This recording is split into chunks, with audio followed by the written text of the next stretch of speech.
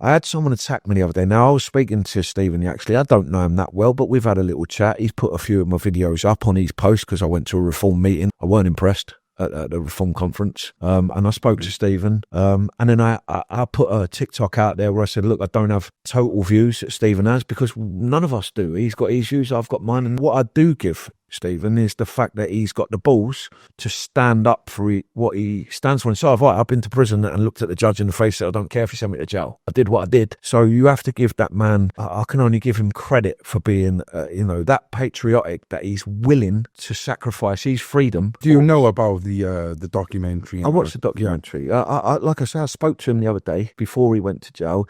He's very busy. I was trying to reach out to him because what I said to him was, although we're not 100% agreeable on all views, because like I say, I have 30% Muslim lads that do work for me. They just see what the media put out, and I just wanted to speak to him and say, look, Steve, I know everyone calls him Tommy. I don't call him Stephen, right? Without him, those Muslims would still be raping kids in Yorkshire. That's the facts of it. Without him, there would still be grooming gangs. So no matter what my views are that we don't agree, the main thing that we do agree on, I'll be honest with you, I've opened up sex offenders in jail. I've opened them up.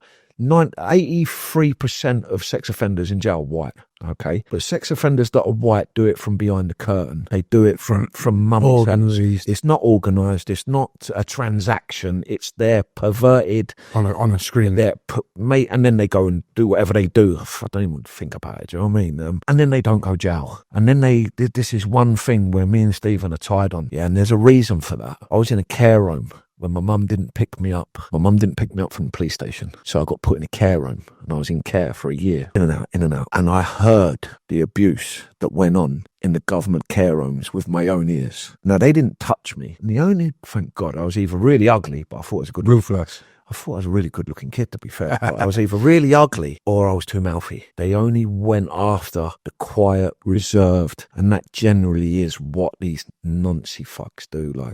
So that was where I agreed with everything he said. And it is a fact that the Muslim grooming gangs were not prosecuted, okay? They were not even investigated